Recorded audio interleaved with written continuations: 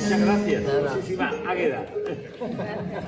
Contigo hay que hablar, y que pregunten cosas de toda la tramoyita que tiene ahí con una arpa. ¿Qué hacéis aquí un 1 de mayo? Trabajar. El trabajo. Trabajar. Es que esto está como mal visto, ¿no? Pero cuando uno trabaja por placer, pues parece que encima que cobre es un sacrilegio. Pero es que lo pasamos muy bien haciendo cosas como esta que han nacido de tejer juntos una historia y de ir viendo crecer un hijo común y de verlo ahora desarrollándose y moviéndose por la geografía española. De momento, la española, ya veremos si hay más, pero da mucha felicidad. Claro que sí. Sí. Es que claro, si estamos en el teatro los que somos los espectadores, ¿no? Y los que estamos aquí realmente disfrutando de la cultura, disfrutando del teatro, la primera pregunta que se me venía a la cabeza, digo, ¿cómo le digo? ¿Cómo que empiezo? Digo, ¿cuál es tu profesión? Creo que sabemos cómo es el título de tu profesión.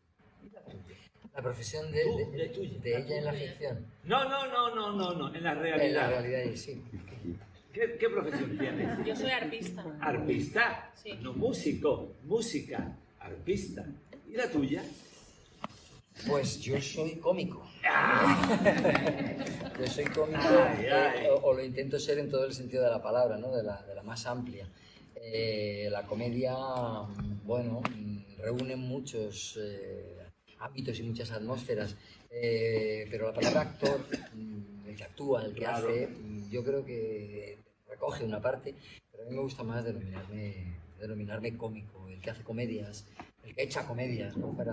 Los cómicos de la lengua. Los cómicos de la lengua, que de alguna manera son estos dos personajes que interpretamos, que viajan con sus... Bululú, ñaque. Sí, eso es. viajan claro. con sus achiperres que probablemente hayan robado en una iglesia, Claro. o vete a saber dónde, y que les ayuda a sobrevivir y a comer. Magnífica puesta en escena. Es una idea genial ir montando y jugando con todos los elementos que están ahí tirados hasta construir una de las instituciones más grandes que tiene detrás todo el lenguaje de lo que se cuenta en los lazarillos, Claro, en los guitones. Empezaron con un pesebre y mira ahora.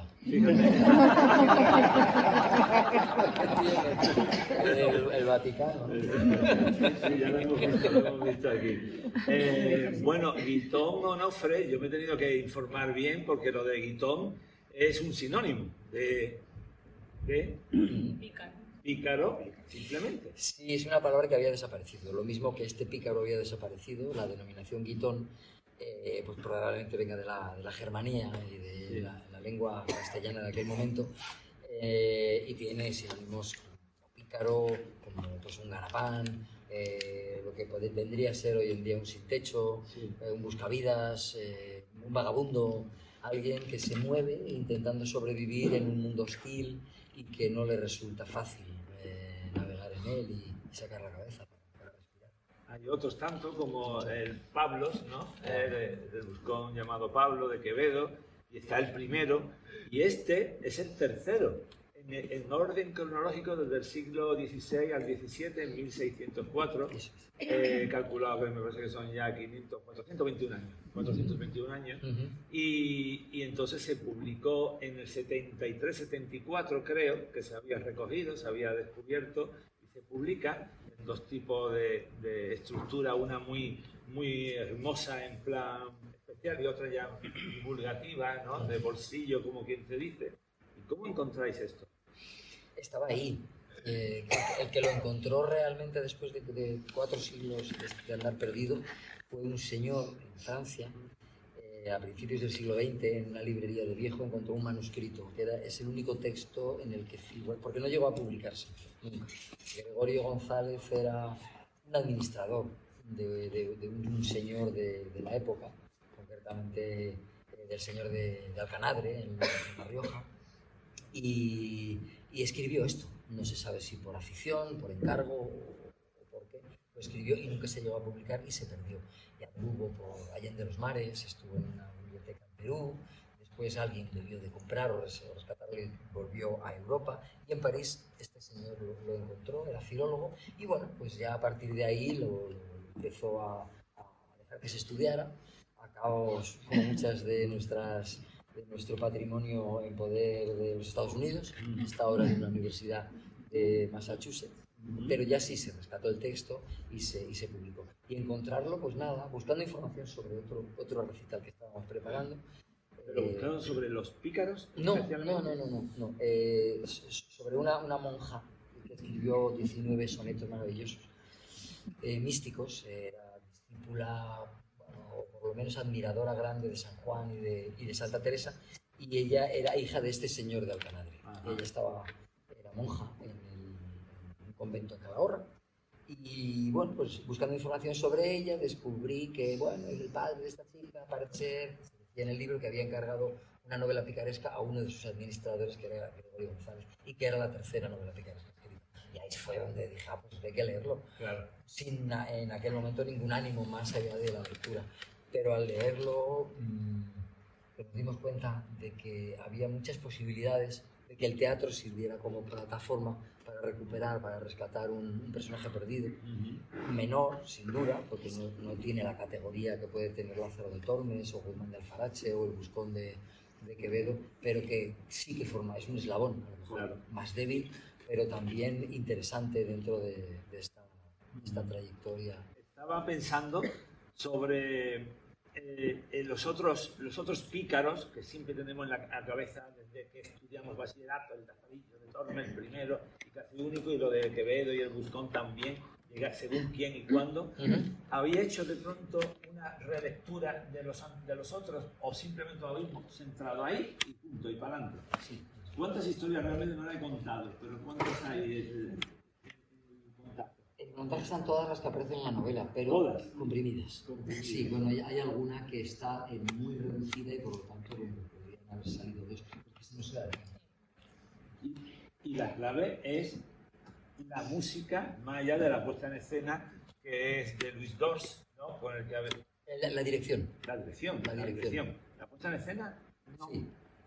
Sí, la dirección es de Luis Dors. Pensé que querías decir que la música era de... No, la música es tuya. Que ella, bueno, ha trabajado con la Compañía Nacional de Teatro Clásico. La música, cuando estabais trabajando los dos, la música, por tu especialidad específica, más allá de todo lo que es el acompañamiento y lo que es los sonidos dentro, ¿es original exclusivamente o ha intervenido elementos de otros tantos trabajos que tú tienes? Bueno, yo me dedico a la interpretación historicista. O sea, yo me dedico a la música, sobre todo del siglo del Renacimiento y Barroco. Pero sí que he investigado durante muchos años toda la música del teatro del siglo de oro. Entonces, la música no es original de Ritón, porque no hay ningún registro de música, pero sí que he cogido la música que se tocaba en ese momento en España. El Ritón está a caballo entre el Renacimiento y el Barroco, entonces hay esas danzas, hay pavanas que pertenecen al Renacimiento español, y hay otros tonos, las piezas cantadas, es lo que llamaban los tonos humanos. En aquel entonces había tonos humanos y tonos divinos. Los humanos trataban de el amor, la naturaleza, y los tonos divinos trataban de la alabanza a Dios, todo lo relacionado con lo eclesiástico. Pero la línea que separaba unos y otros era muy delgada, porque muchas veces se cogía una música para adorar a la Virgen María y se cambiaba el texto y era la Virgen de la Adoración a la Madre. Por tanto, eso se hacía muchísimo, que pasaran los textos de uno a otro con la misma melodía, que se llamaba la contraparte. Entonces, con todo esto, pues hemos cogido todos los humanos, a veces hemos cambiado un poco el texto para que haga alusión a esas historias que nos cuentan, ¿no? O sea, la música la hemos utilizado un poco como de resumen de todas las hazañas del Ritón y también para contrastar, o sea, toda la escena de comer una mierda pues claro, hay que limpiar, ¿no? Para luego seguir y hacer otra cosa. Entonces hemos utilizado mucho el contraste con la música para limpiar los oídos y llevarnos a otro sitio que fuera más fluido. Ha sido el trabajo un poco de musical. Sí. Ahí el trabajo lo hace la dirección con el equipo, los tres, o lo trabajas tú y lo propones. Bueno, hay un trabajo previo donde yo reúno un montón de música, ¿no? Que me apetece proponer, y luego pues con Pepe y Luis en los ensayos pues íbamos decidiendo cuál servía mejor, o a veces Luis me decía, aquí necesito algo misterioso, aquí tal, o a veces, oye Luis, se me ha ocurrido que aquí podemos hacer una jota para también limpiar un poco tal, ¿no? Entonces, bueno, pues es un trabajo totalmente de equipo. O sea, hay un trabajo de cada uno previo en relación al texto y a la historia, pero el trabajo es conjunto totalmente. ¿Alguien por ahí? No, sí. Bueno, primero felicitaros, de verdad, porque ha sido una interpretación fabulosa. Te quería preguntar a ti, Pepe, que cómo te manejas también con el bricolaje. Llama la atención el trabajo que tienes. Y es como, eres igual de bueno en casa con el bricolaje. No. Bueno, la escenografía hemos intentado que sea un personaje más. Es decir, en escena hay dos seres humanos y luego hay un ser aparentemente inanimado que se va convirtiendo y se va metamorfoseando en todo aquello que en un momento determinado los cómicos necesitan. De la misma manera que el cuerpo puede convertirse y una mano puede ser otro personaje, o puede ser un ave, o puede ser una serpiente.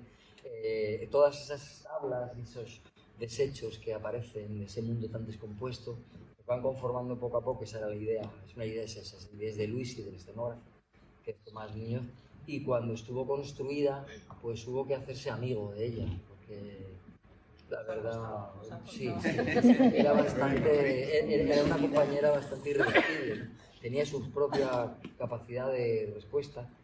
Y a veces nos ha dado disgustos porque es rebelde. Entonces en el estreno en Almagro se cayó. Con el peligro de que podía haber herido a alguien. O sea, se pasaba, lo han pasado mal en algunos sitios. Hay escenarios que tienen inclinación, entonces a veces hacía... y Sara y luego la sujetábamos los dos. Entonces hemos tenido que ir haciéndonos amigos. Es un juguete que a medida que vas aprendiendo a utilizarlo, pues te va cayendo mejor, ¿no? Y tú parece que le vas cayendo mejor. Porque, bueno, es como bailar con alguien que no conoces al principio y te cuesta porque le pisas, o te pisa a ti, o te pellizcas, o no colocas. Hay imanes que a veces no funcionan bien, entonces hemos tenido que reforzar con algún cierre, hemos tenido que dedicarle horas después entre función y función a ir al almacén donde está guardada para hacer ajustes. Que creíamos que podían venir bien, y ahora yo creo que ya estamos en un momento más dulce de la relación. Habría que preguntarle a ella. Entonces, yo creo que pasa por amar a lo que tienes. Es como el instrumento de... Sara tiene sus instrumentos, una zanfona que tiene otras texturas, unas campanas, unas pezuñas, y se aman. Y yo he tenido que aprender a amar a esta hidra que la verdad me ha costado. Porque yo creo que había momentos en los que me enfadaba mucho, en plena función. Y dices, ¡pah! Otra vez, por favor. Pero bueno, ya bailamos. Ayer en uno de los grupos de Escuela de Espectadores hicimos un repaso de tu trayectoria, y fuimos viendo algunos desde los principios del 1, 2, 3, Sí. Estuvimos repasando y viendo la historia de la escalera y los objetos. Claro, no es lo mismo, y estuve hablando del mimo contemporáneo, ¿no? Lo que es el mimo de cara blanca, el payaso, que no lo hemos sacado. Yo quería que tú dijeras, pero el triángulo para mí era el comediante que viene desde quizá o no del payaso con el payaso, por supuesto el creador que es el actor, ¿no? Entonces estuvimos repasando, y el dominio del mimo con el no objeto, que es el trabajo que se suele hacer inclusive contemporáneamente, cuando se le incorpora el objeto la cosa cambia completamente, y tú siempre empezaste con un objeto. Siempre empezaste con un objeto, y el dominio, por esto es una lección de toda su trayectoria, naturalmente es soberbia la apuesta forma del cuerpo y la voz, porque la voz es el cuerpo, realmente, cómo se transforma a través del mantenimiento de 1 hora y media de trabajo de no sé cuántos objetos, más el anclaje este que hay que montar y a la vez lanzar para que la energía os llegue. ¿Cómo te mantienes? ¿Cómo estás ahí demostrando que estás full, absolutamente en forma? No es para tanto, ¿eh? Dice que no. Yo me asfixio. Dice que no. Hay momentos en los que, bueno, que no es para tanto, que hago lo que puedo por mantenerme mínimamente, pero vamos, yo también me voy dosificando y voy viendo cuando ya no puedo respirar bien, entro, y me ayuda muchísimo la presencia de Sara, porque permite remansos, ¿no? Claro. Eso es lo que ella hablaba de la limpieza del oído, para entrar en otra atmósfera. A mí también me viene muy bien para tomar aire, para reposar y para entrar en otro espacio ya con un poco de resuello. Y hay una cosa que antes de que se me olvide me gustaría decir, es que hemos intentado, no sabemos cómo eran los espectáculos de la época, pero hemos intentado que no hubiera ningún sonido que no tuviera que ver con el directo, es decir, que no hubiera un sonido electrónico. Cuando tenemos que utilizar microfonía, porque actuamos en exterior o en espacios que no tienen buena acústica, pues bueno, nos aguantamos, ¿no? Pero nos gusta intentar conservar la pureza, la luz ya no, porque claro, utilizamos luz del siglo XX, que en aquel momento no existía, serían candilejas y demás.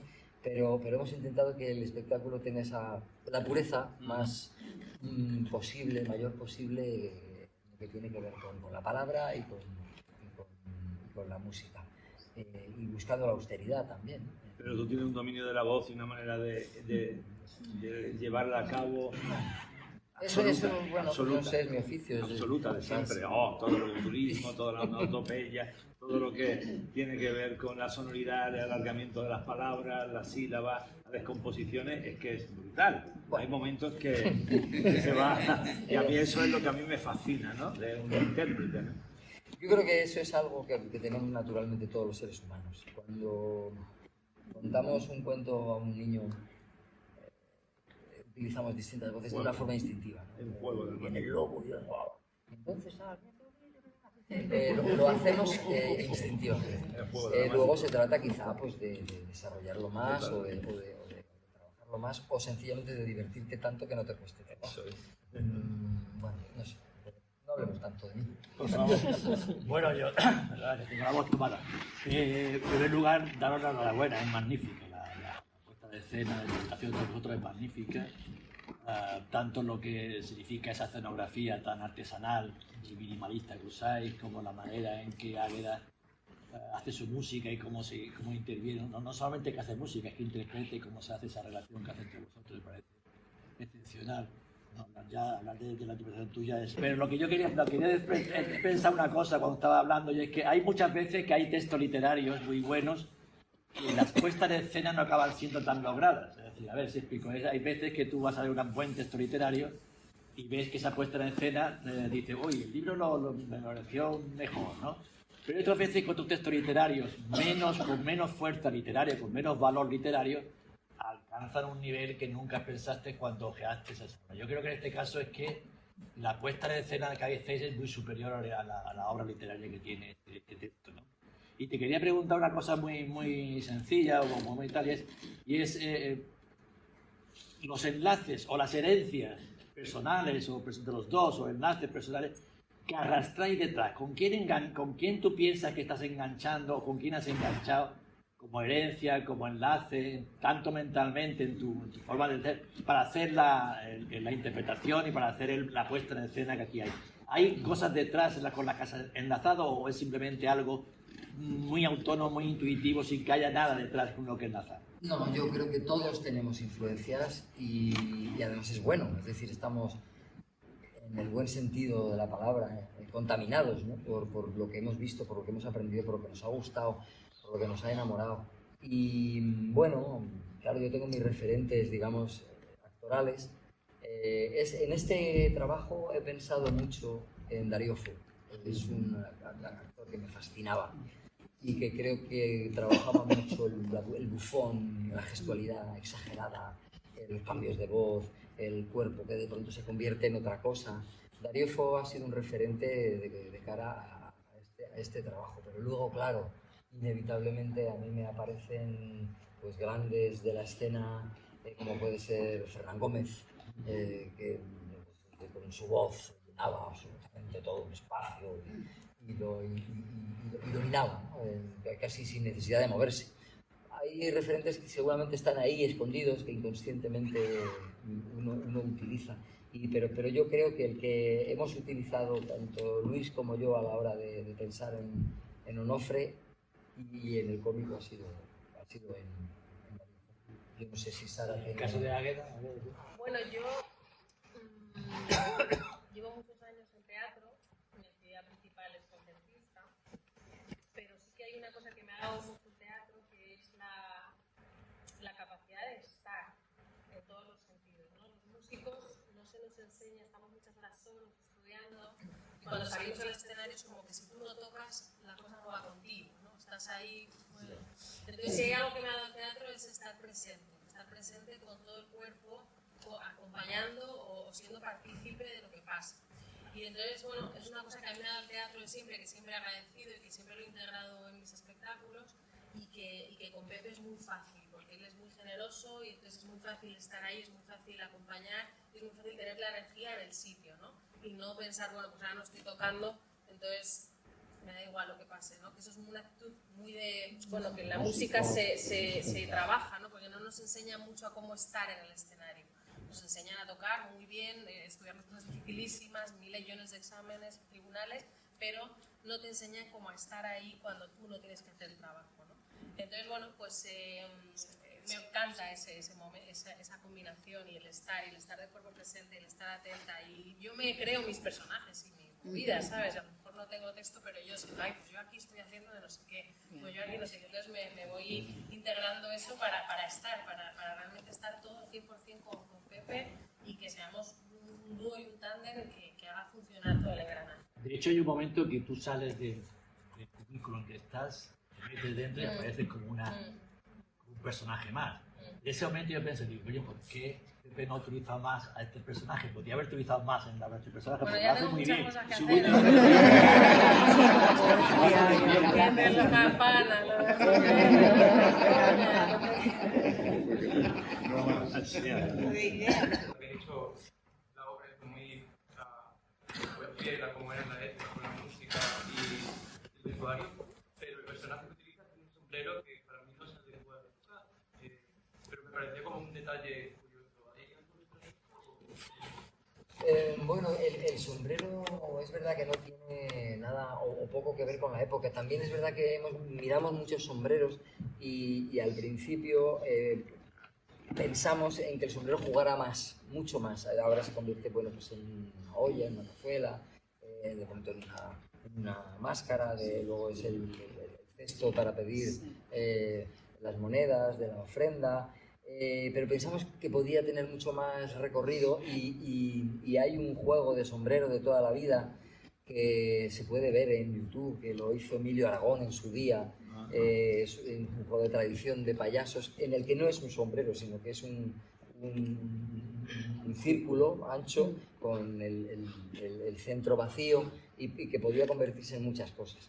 Luego, pues por falta de tiempo o quizá porque nos desviamos hacia otro sitio, nos olvidamos de esa idea y quedó este sombrero que ya nos gustó y que tiene algo que ver con algo que quizá es posterior, pero que también se ven en los cuadros de Velázquez y demás, que son estos sombreros como de ciego, que van con los romances por los pueblos. Nos gustó sencillamente. Quizá tiene algo de anacrónico, pero nos gustó este sombrero y nos quedamos con él, aunque en principio iba a ser otra cosa. Y algunas otras cosas también, claro, en los ensayos van evolucionando y se desechan o aparecen otras que no tenías pensadas. Pero el sombrero sí, efectivamente, es está incorporado y no se corresponde quizá con la iconografía que tenemos pensada. El texto tuyo del final de lo que escribes, me parece que eres tú el que lo escribe, dice: ¿y en quién se mira Guitón Onofre? ¿En quién se mira Guitón Onofre? Guitón Onofre es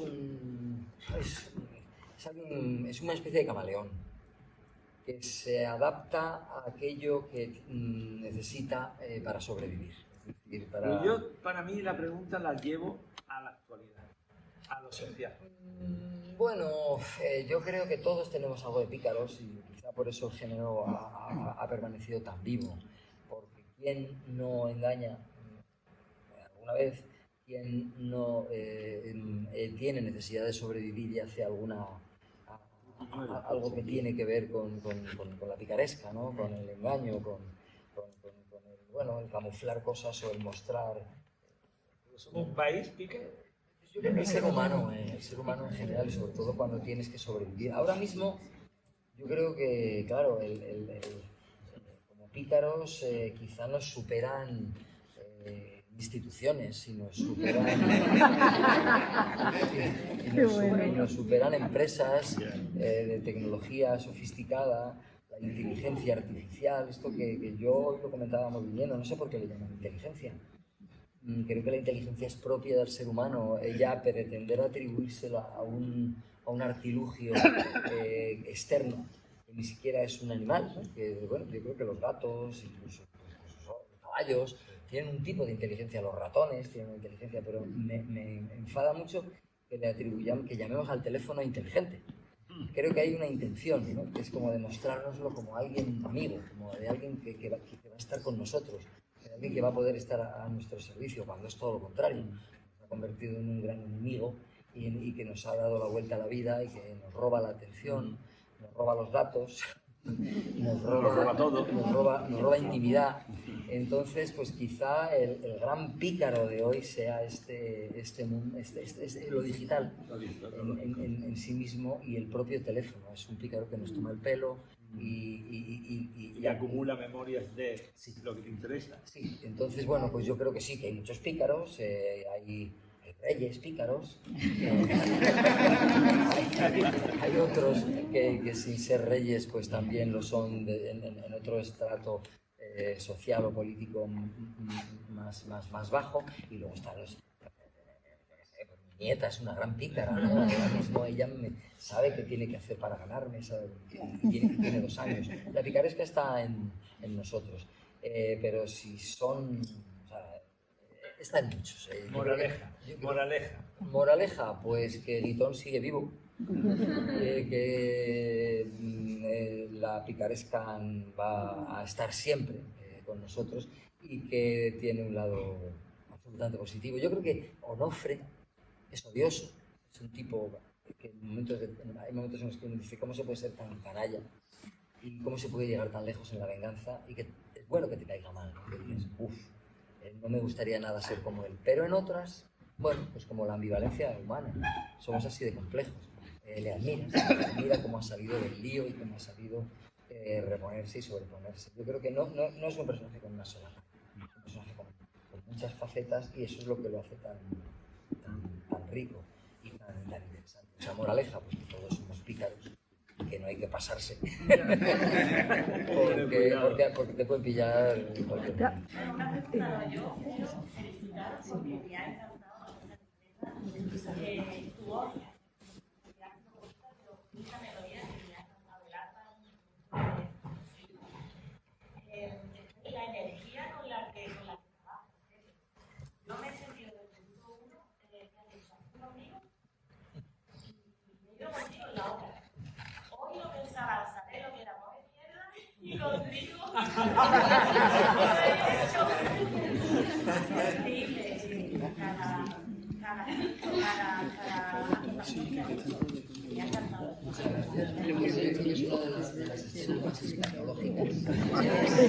que existen, yo creo que en la picaresca, en el Quijote existe esta de los vómitos, ¿no? Del bálsamo de Fierabras.